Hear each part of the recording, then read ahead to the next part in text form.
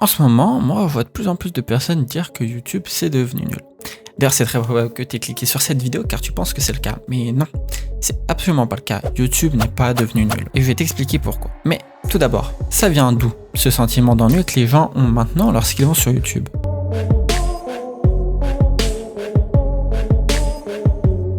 Pour commencer, j'ai décidé de faire un sondage sur mon compte X et Thread pour voir si c'était juste une impression ou s'il y avait vraiment de plus en plus de gens qui commençaient à se lasser du contenu proposé sur YouTube. Et le résultat, en réalité, il n'est pas autant unilatéral que je l'aurais pensé au premier abord. Ma question était la suivante. Est-ce que vous trouvez que YouTube est devenu nul? Sur Twitter, 23 personnes ont voté pour oui, tandis que 9 ont voté non. Sur Thread, par contre, le résultat est beaucoup plus serré. 12 ont voté que oui et 14 non. Ce qui nous fait un total de 36 oui pour 21 non.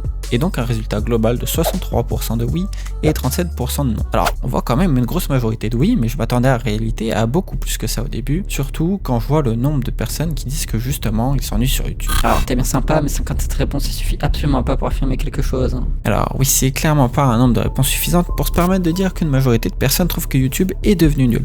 Mais il suffit de voir le nombre de tweets qui font un assez gros nombre de stats et qui sont de cet avis pour quand même comprendre que chez certaines personnes cette impression est clairement là. Et d'ailleurs, t'es qui toi? Et tu viens d'où? T'inquiète, t'en fais pas, fais comme si j'étais pas là. Ok. Mais alors il vient d'où cet agacement que certains ressentent ces derniers temps?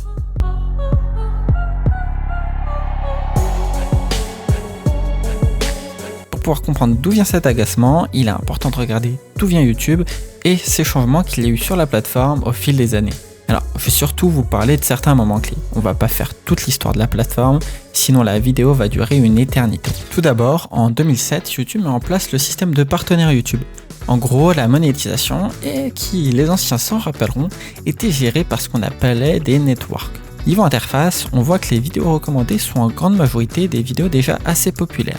Si elles ont marché, il n'y a pas vraiment de raison pour que vous ne cliquiez pas dessus, n'est-ce pas? Puis ensuite, en 2014, l'interface a bien évolué, avec en premier plan encore les vidéos populaires sur la plateforme. Et ensuite, un tri de vidéos en fonction de catégories, comme par exemple la catégorie film, la catégorie sport, musique ou encore gaming. Et encore une fois, les vidéos mises en avant sont des vidéos qui marchent très bien. Et pour l'époque, c'était logique. Pour ceux qui s'en rappellent, ce qui était important pour un vidéaste, c'était de vous inciter à activer les notifications sur sa chaîne. Car sans ça, c'était la galère. L'onglet abonnement était clairement celui le plus utilisé à cette époque. Mais vous verrez, ça ne restera pas le cas pour toujours. Et puis en 2018, l'interface continue d'évoluer, même si on reste plus ou moins dans le même esprit qu'en 2014. Les tendances font leur apparition, remplaçant l'onglet populaire. La présence de catégories telles que lifestyle sont toujours présentes, mais on peut aussi voir des recommandations maintenant de chaînes populaires dans la page d'accueil. Et puis en 2022, en réalité, il n'y a pas d'énormes changements.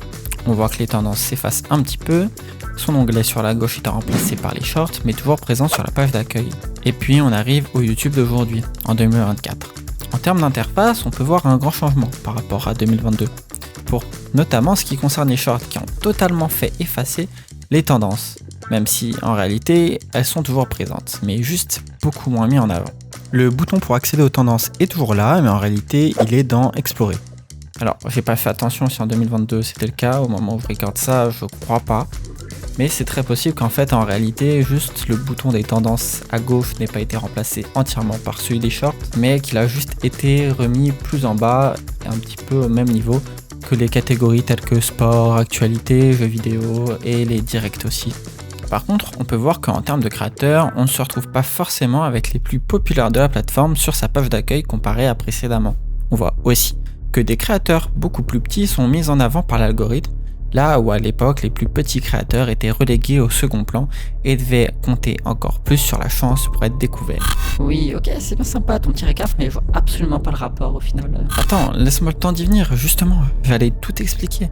Et puis, sérieusement, t'es obligé de me couper comme ça en pleine vidéo? Et en fait, en faisant une rétrospective de YouTube, on se rend compte que la plateforme a changé, mais elle n'est pas la seule à avoir changé. Vous aussi, en tant que consommateur de vidéos, vous avez fini par changer avec elle. Et quand je dis vous avez changé, je parle pas de vous en tant qu'humain, mais de vos habitudes que vous avez avec cette application. En tant qu'utilisateur, quand la plateforme change, nous, consommateur, on n'a pas d'autre choix que de s'adapter à ce changement. Au début, on regardait les chaînes les plus populaires, des chaînes qu'on avait trouvées en cherchant un sujet bien précis, mais surtout on regardait en général les mêmes vidéastes grâce à cette fameuse cloche et grâce à la page de sortie de vidéos de nos abonnements.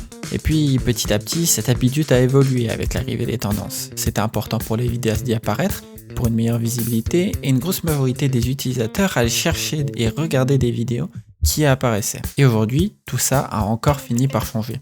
Les tendances ont été mises sur le côté pour se concentrer sur la page d'accueil. La page d'accueil qui contient des formats longs et aussi des formats courts avec les shorts, qui sont tous basés sur l'historique de visionnage du viewer, et qui va donc lui recommander normalement que des vidéos susceptibles de lui plaire, peu importe la taille du créateur. Et c'est de là que peut venir la base du problème.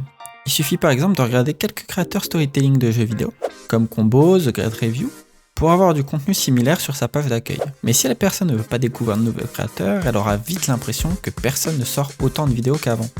Car certains créateurs qu'elle ne regarde peut-être plus autant n'apparaîtront plus, ou en tout cas que très rarement sur sa page d'accueil. Mais pour moi, ce qui explique vraiment ce ressenti, c'est que cette nouvelle façon d'utiliser la plateforme nécessite de sortir de ses habitudes en tant que viewer, oser regarder de nouveaux créateurs, et aussi et surtout nourrir l'algorithme en fonction de ce qu'on a envie de regarder. Par contre, si, il y a bien quelque chose que je peux vous concéder, c'est qu'au niveau des pubs, YouTube c'est vraiment devenu un enfer ces derniers temps.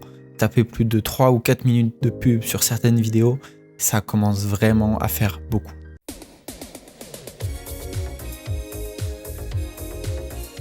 Alors d'ailleurs, je vais revenir vite fait sur le storytelling. J'ai vu aussi beaucoup de gens se plaindre de ça. Ils ne se plaignaient pas forcément du fait qu'ils s'ennuyaient sur YouTube, mais ils se plaignaient de l'arrivée de beaucoup de créateurs storytelling, car ils étaient sûrement dans la situation que j'ai citée au-dessus. Mais attention, c'est pas parce que TGR utilise du storytelling qu'une vidéo tuto ne peut pas en inclure par exemple. En réalité, c'est l'arrivée de plein de clones de chaînes comme TGR et compagnie, pour pas tous les citer car ça peut être très long, qui en énerve certains. Mais en réalité, c'est pas quelque chose de nouveau ni si mauvais que ça. Ça a toujours existé et surtout, pour autant, le contenu est vraiment pas mal et intéressant. En plus, ça peut aider certains créateurs à se lancer, à avoir pas mal de stats au début, avant de réussir petit à petit à se trouver son propre style. Par contre, là où il y aurait de gros soucis, c'est en cas de plagiat, mais là, c'est assez différent quand même.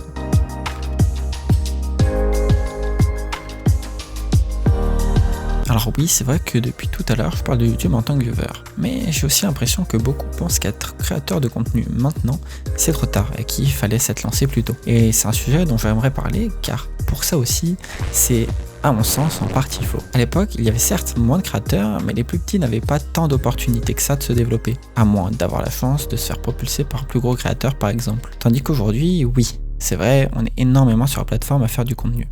Et c'est plus compliqué de sortir du lot. Mais YouTube met de plus en plus d'outils entre les mains des petits créateurs, en leur donnant la possibilité d'avoir plus de visibilité par exemple. Bien évidemment, avoir de la visibilité ne veut pas dire que toutes les vidéos vont marcher.